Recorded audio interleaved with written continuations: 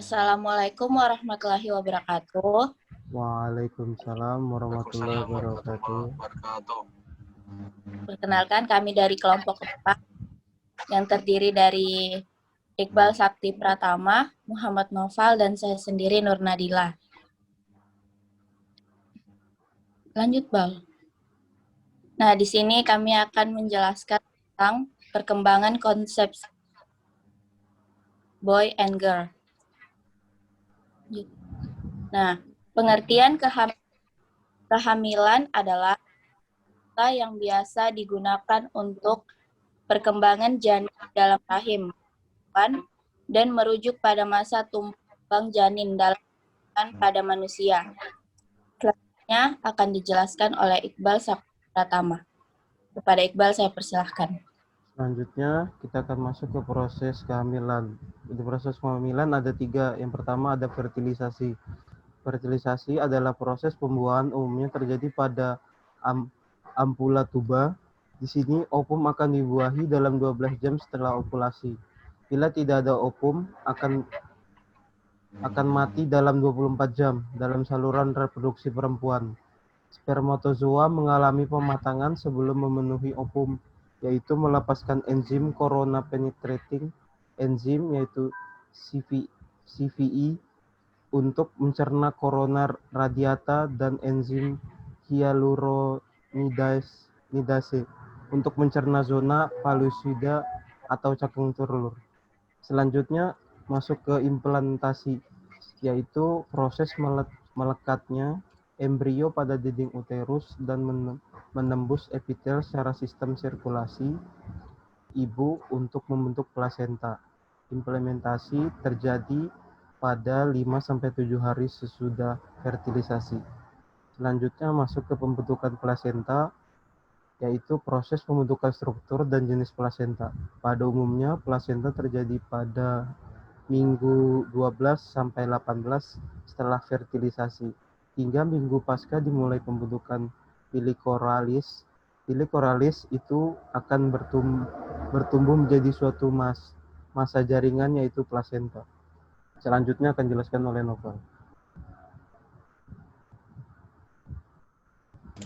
Oke, saya izin masuk. Kita selanjutnya ke tahap-tahap dalam pertumbuhan dan perkembangan dari konsepsi tersebut. Di sini mempunyai beberapa tahap. Yang pertama itu dari 4 minggu. Dari 4 minggu ini embrio pada bagian pertama itu muncul pada tulang belakang, otak dan saraf jantung, sirkulasi darah dan pencernaan terbentuk. Jadi pada saat 4 minggu pertama ini inti dari kehidupan dari sang bayi janin ini lagi dibentuk seperti otak, tulang belakang, saraf jantung yang pertama sebagai sirkulasi darah yang pertama ini selama 4 minggu pertama seperti itu. Setelah itu ada 8 minggu. 8 minggu ini terjadi sebuah perkembangan embrio secara cepat dan lumayan singkat, dan jantung itu mulai memompa darah. Yaitu sebelumnya itu di 4 minggu pertama itu masih membentuk, tapi belum berfungsi, tetapi setelah 8 minggunya ini, jantung ini sudah memulai untuk memompa darah dan mengalirkannya ke seluruh janin, walaupun notabene tubuh janin ini belum terbentuk secara sempurna, seperti itu. Setelah itu ada 12 minggu, di mana pada 12 minggu ini embrio berubah menjadi janin. Yang seharusnya dulu pertama kita embrio belum menjadi apa-apa, sekarang ini sudah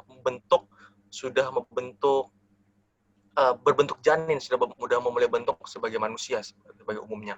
Dan denyut jantung sudah mulai bisa dirasakan, dan juga pemeriksaan USG juga sudah mulai terlihat, sudah mulai membentuk tubuh manusia. Baru itu juga gerakan pertama juga sudah mulai, tetapi belum bisa dirasakan oleh ibu karena masih pelan.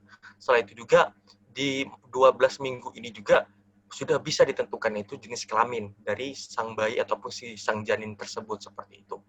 Selanjutnya ada fase di 16 minggu. Di 16 minggu ini sistem muskuloskeletalnya udah matang, sistem sarafnya terkontrol, dan pembuluh darahnya juga berkembang lumayan cukup cepat. Denyut jantungnya juga sudah mulai terdengar dan mulai bisa dirasakan oleh sang ibunya, seperti itu. Pankreasnya juga sudah mulai berfungsi. Setelah itu juga 20 minggu kehamilan, di mana vernix ini melindungi tubuh, lanugo menutupi tubuh, janin membuat jadwal untuk tidur, menelan, dan menendang. Jadi 20 minggu ini di mana mulai terbentuknya itu pelindung-pelindung dari sang janin tersebut. Sudah mulai terbentuknya sistem imun dan mulai terbentuknya itu alat-alat pelindung dari sang janin tersebut, seperti itu. Selanjutnya itu ada 24 minggu masa kehamilan, yang dimana kerangka ini sudah mulai tumbuh dan juga perkembangan pernapasan juga sedang dimulai. Jadi yang sebelumnya itu sebelum 24 minggu itu hanya sekedar pembuluh darah dan sistem peredaran darah, tetapi setelah 24 minggu masa penghamilan, bayi sudah mulai bernapas, seperti itu. Beda dengan sebelum-sebelumnya. Selanjutnya itu ada fase 28 minggu masa kehamilan, di mana janin mulai bernapas seperti biasa, menelan, dan dapat mengatur suhu dalam tubuhnya berdasarkan suhu di dalam rahim tersebut. Surfaktan mulai terbentuk di paru-paru, mata mulai membuka dan menutup, janin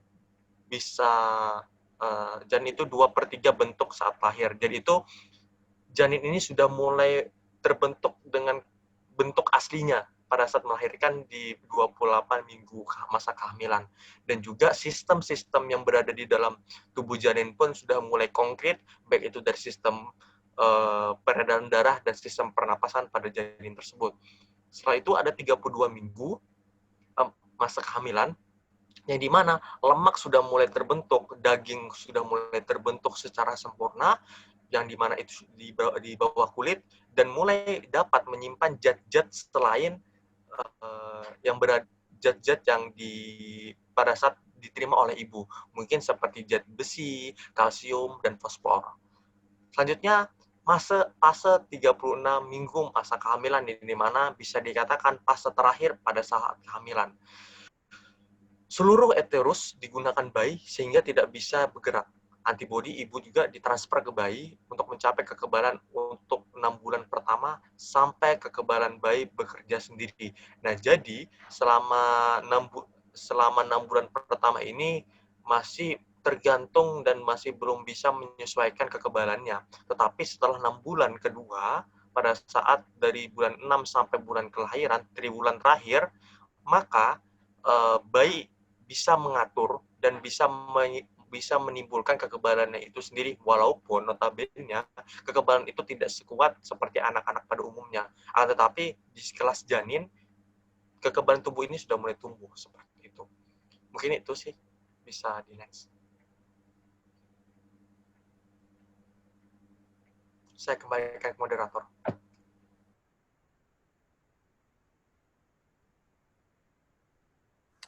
Baiklah, itulah tadi penjelasan materi dari kelompok kami.